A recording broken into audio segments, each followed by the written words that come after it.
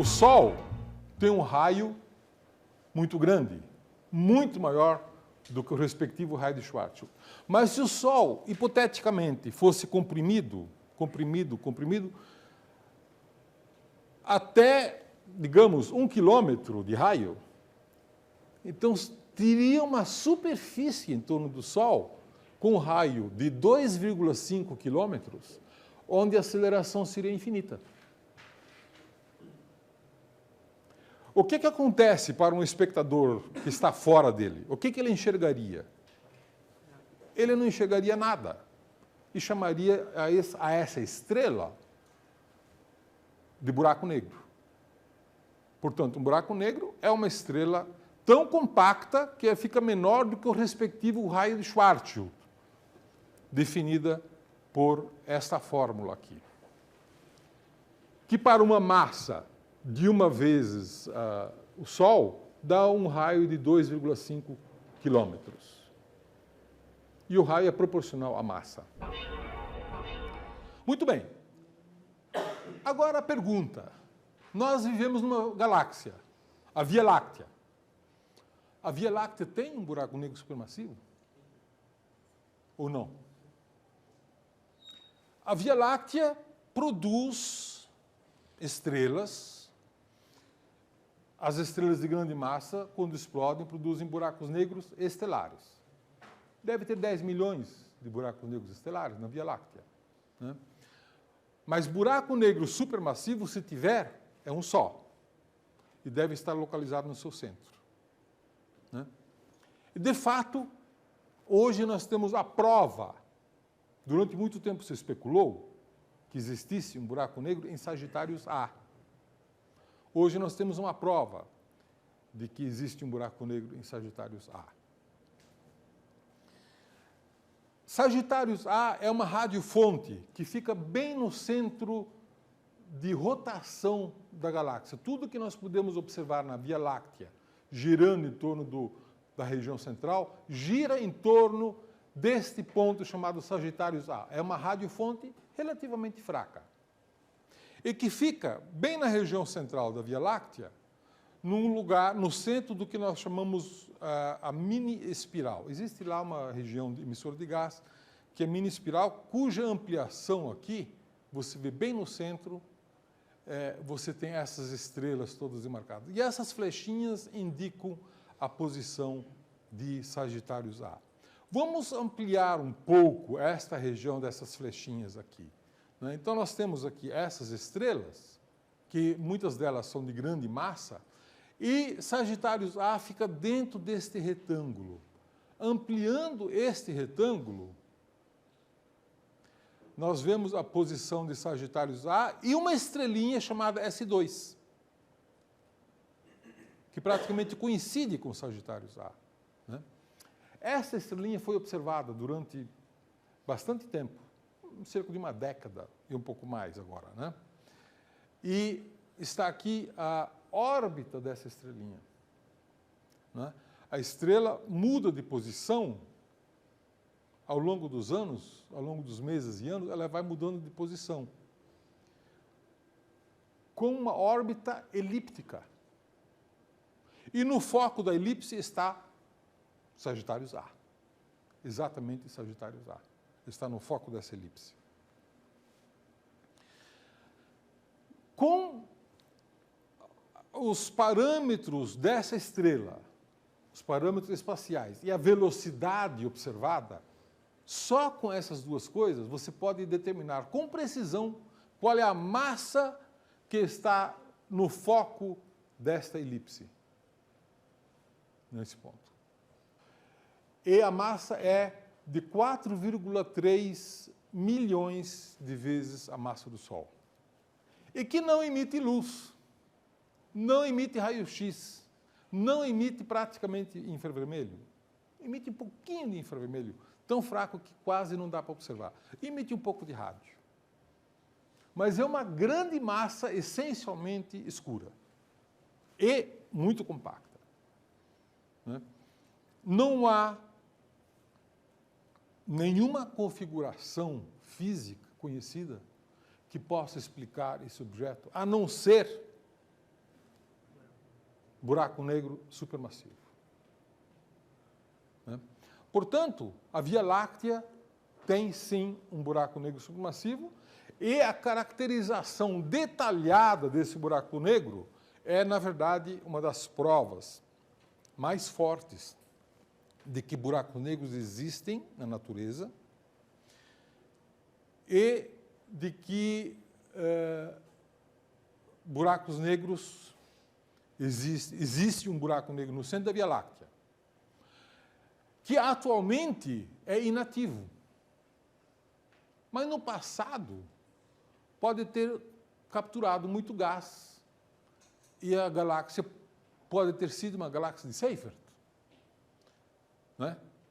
E no futuro poderá voltar a ser. Suponha que uma dessas estrelas exploda e produza um gás que é capturado pelo buraco negro. Nós vamos ter um núcleo ativo. Né? Atualmente nós temos um núcleo que não é ativo, não pode ser classificado como ativo, mas ele poderá ser ativo. Ou uma outra estrela passe bem pertinho do buraco negro e colida com o buraco negro. Ela pode explodir e fornecer gás suficiente para que esse buraco negro brilhe por muitos anos, com uma luminosidade equivalente à da Via Láctea inteira, que são 100 bilhões de estrelas. Isso é possível acontecer a qualquer momento. Nós não podemos prever. Finalmente, eu queria falar de um assunto que foi uma descoberta muito recente e é considerada uma descoberta muito importante também, que é a descoberta de que a massa de um buraco negro supermassivo no centro de uma galáxia é proporcional à massa da galáxia. O que significa isso? Significa que você tiver uma galáxia de grande massa, ela vai ter um buraco negro de grande massa. Se você tiver uma galáxia de pequena massa, vai ter um buraco negro de massa pequena. Isso é um pouco enigmático, né? Como é que o buraco negro sabe qual é a massa da sua galáxia e como é que a galáxia sabe qual é a massa do buraco negro? É uma pergunta muito interessante. E a correlação entre as duas coisas é muito boa e é mostrada aqui nesse gráfico. Né? Nós temos aqui embaixo a dispersão de velocidades, as velocidades com que as estrelas se movem na galáxia, que é proporcional à massa da galáxia. Portanto, você pode imaginar que aqui você tenha uma indicação de qual é a massa da galáxia, massas muito grandes, massas muito pequenas. Aqui você tem a medida, na ordenada, você tem a medida da massa do buraco negro. 1 milhão de massas solares, 10 milhões, 100 milhões, 1 bilhão e 10 bilhões de massas solares. Né? E cada elipse dessas é uma galáxia para o qual a massa do buraco negro foi medida. Tá? Então, você tem elípticas em vermelho, verdes S0 e azuis espirais. Galáxias espirais. Tá certo? A correlação é muito boa. Aí a gente se pergunta, por que então essa correlação é tão boa assim? Né? Essa pergunta poderia também ser feita de uma outra maneira. Afinal de contas, de onde que vêm os buracos negros supermassivos? E você pode especular um pouquinho, dizer, os buracos negros supermassivos se formaram no Big Bang, ou logo depois do Big Bang, e no início do universo atraíram gás que formou as galáxias. Isso seria um modelo em que os buracos negros seriam a semente das galáxias. Né? Mas você pode imaginar o contrário, que quem se formou primeiro foi a galáxia. E a galáxia formou muitos buracos negros estelares que migraram para o centro se juntaram e formaram um buraco negro supermassivo. Nesse caso, o buraco negro seria o cemitério das galáxias, né? Então, os buracos negros são sementes ou são cemitérios?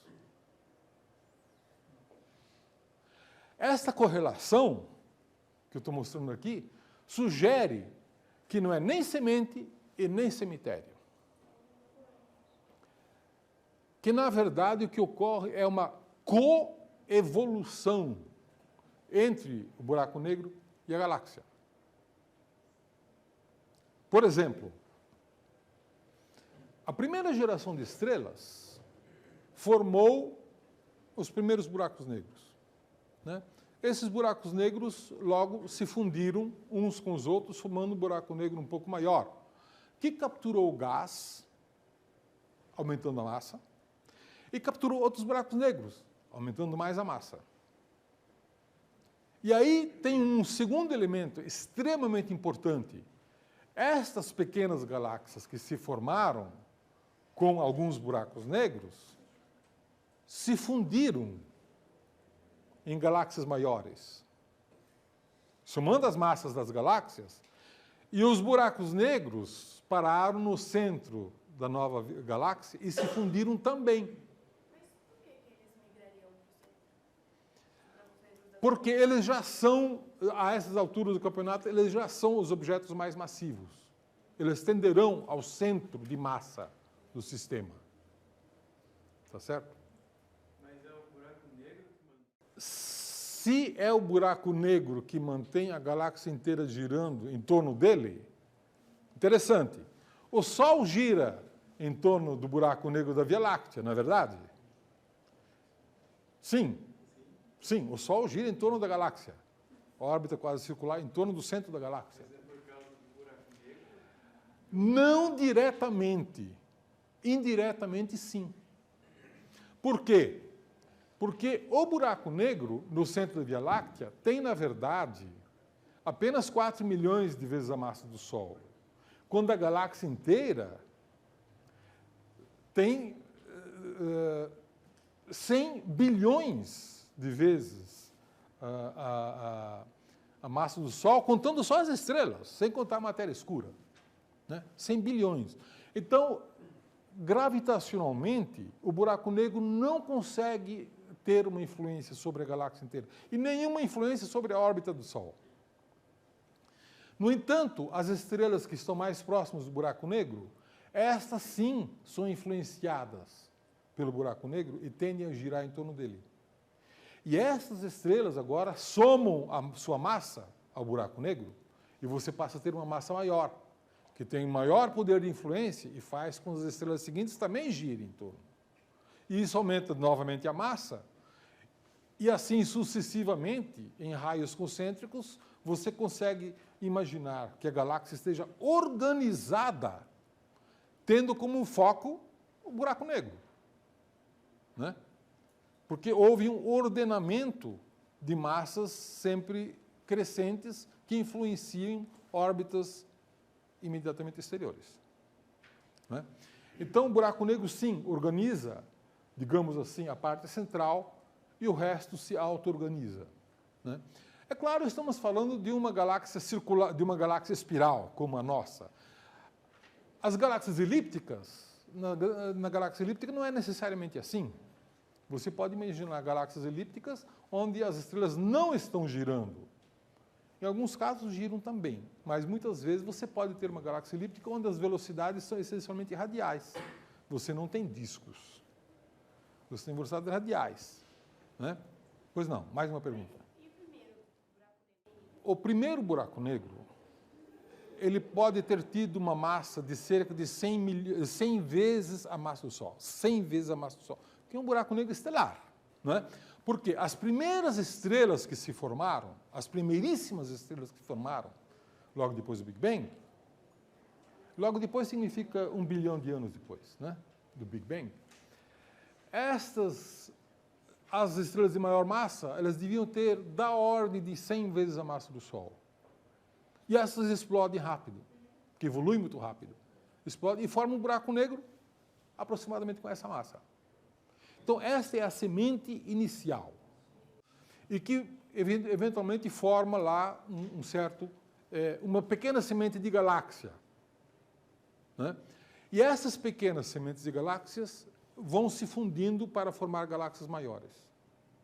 E a tendência é que os buracos negros maiores migrem para o centro da nova galáxia.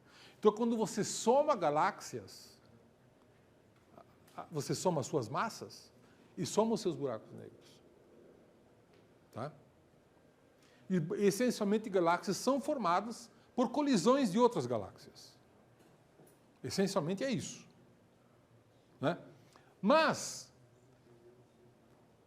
a partir de um certo tempo, você já tem um buraco negro de grande massa capaz de atrair muito gás. Quando você tem uma grande concentração de gás, você começa a formar estrelas no centro da galáxia. Tá certo? Essas estrelas, elas vão explodir e vão formar supernovas. Né? E você pode, em princípio, produzir grandes ventos galácticos. Né? Aqui, por exemplo, você tem uma galáxia chamada M82 e você vê que existe um supervento, né, sendo ejetado. Isso é provavelmente consequência de uma grande quantidade de estrelas que se formou lá dentro. Quando isso acontece, todo o gás do centro de uma galáxia é ejetado, é jogado para fora.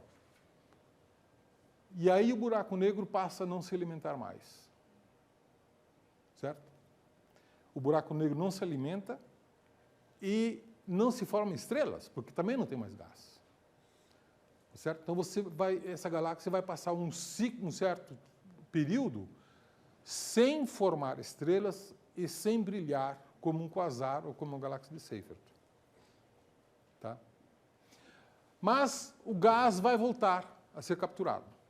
E quando ele é capturado pelo buraco negro, a luminosidade do buraco negro, se ele capturar muita matéria, pode ser tão grande, aquecer a galáxia inteira e também produzir um supervento. Quando ele produz um supervento, então, ao mesmo tempo em que ele deixa de se alimentar, ele também impede que se formem estrelas. Então, veja que você tem ciclos de captura de matéria, de formação de estrelas, de acréscimo de massa sobre o buraco negro, formando um quasar, e esse fenômeno se autodestruindo. Então, ao mesmo tempo em que você forma estrelas, você engorda o buraco negro. Né?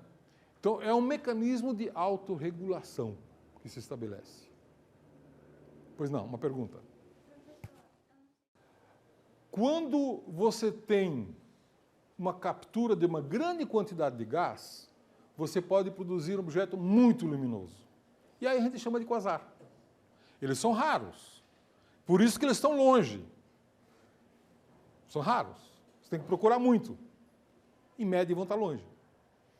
Mas, quando você está capturando pouco gás, por alguma razão, a luminosidade vai ser proporcionalmente menor.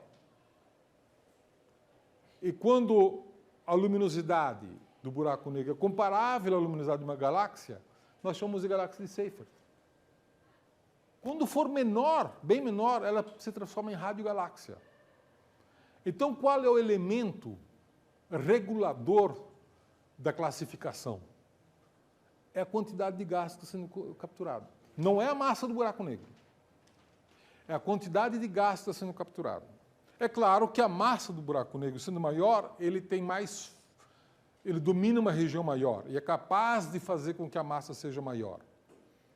Mas é a quantidade de gás que está sendo capturado é que define qual é a luminosidade do objeto.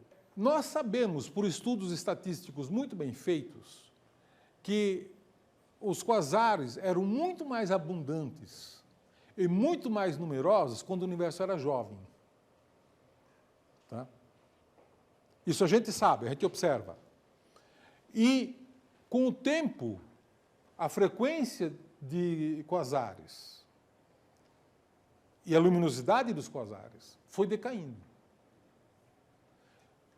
É como se o combustível tivesse sido queimado e foi diminuindo o combustível, né?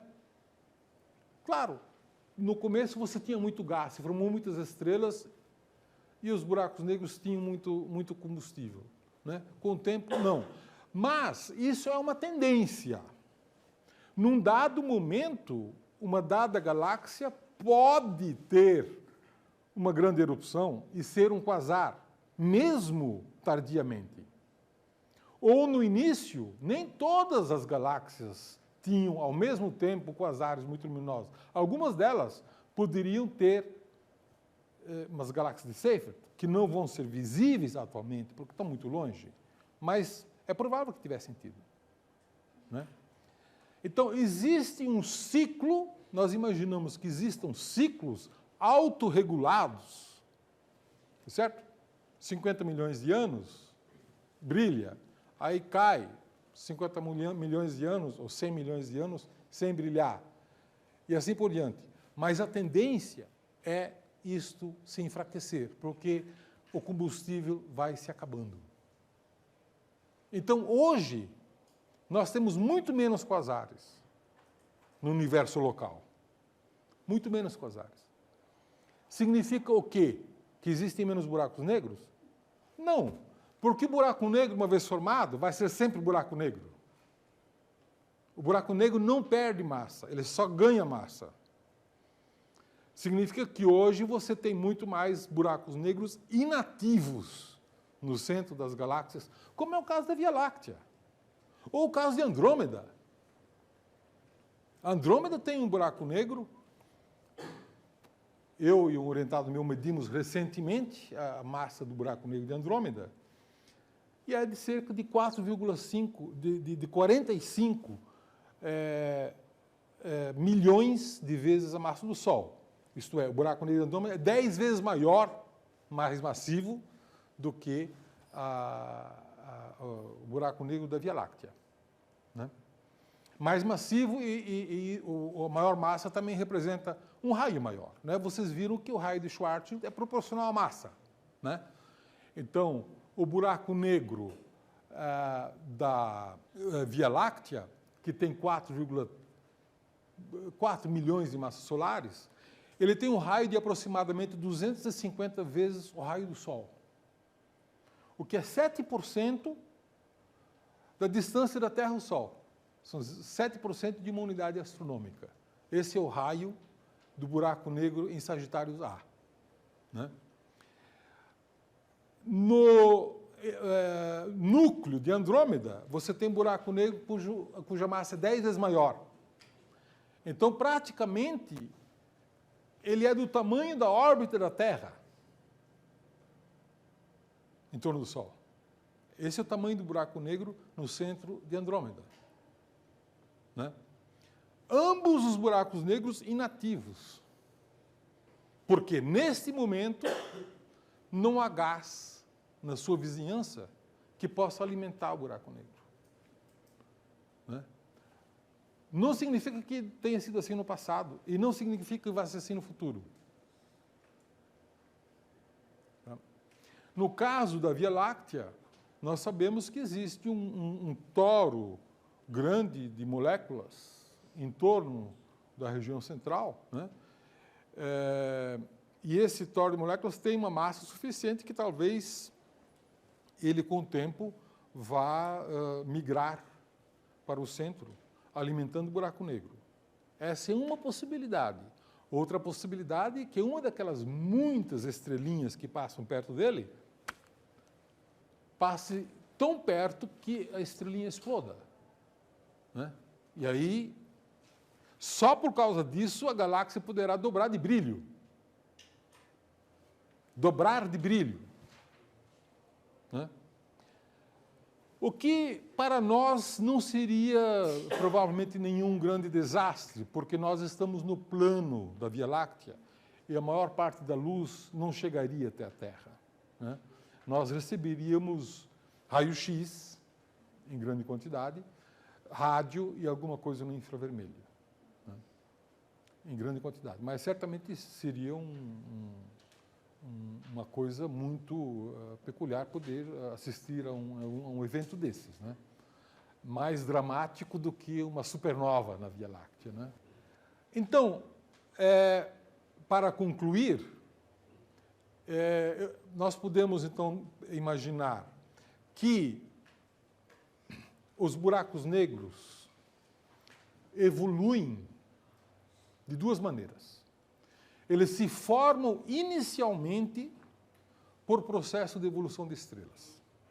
As estrelas de maior massa produzem buracos negros, mais ou menos com a mesma massa das estrelas, inicialmente. Depois disso, o buraco negro pode evoluir de duas maneiras. Ou por captura de matéria, no período em que ele é luminoso, ou por fusão de galáxias. Duas galáxias que têm buraco negro se fundem e produzem uma nova galáxia, que vai ter dois buracos negros. Esses dois buracos negros vão migrar para o centro e vão acabar se fundindo, transformando-se num buraco negro de massa maior. Então, você cresce a massa da galáxia e cresce a massa do buraco negro. Daí o estabelecimento de uma proporcionalidade, né? Há, portanto, uma coevolução entre o buraco negro e a galáxia. E, no fundo, um regula a vida do outro. Tá certo? É capaz um de regular a vida do outro, estabelecendo ciclos de atividades. Ok? Alguma pergunta? Pois não. A pergunta é o seguinte: quando Andrômeda e a Via Láctea se fundirem, o novo buraco negro vai ser ativo? Bom, vamos então por partes. Primeiro, é possível que Andrômeda e a Via Láctea colidam daqui a 3 ou 4 bilhões de anos, tá certo? No primeiro momento, vai se formar uma nova galáxia, provavelmente, e você vai ter dois buracos negros, porque a Via Láctea tem buraco negro e a Andrômeda também tem. Esses dois buracos negros, eles vão procurar o centro do novo sistema, o centro de massa, e vão acabar se encontrando, formando um sistema binário. Tá certo? Esse sistema binário, ele talvez leve 1 bilhão de anos para fundir os dois buracos negros em um buraco negro só. Tá?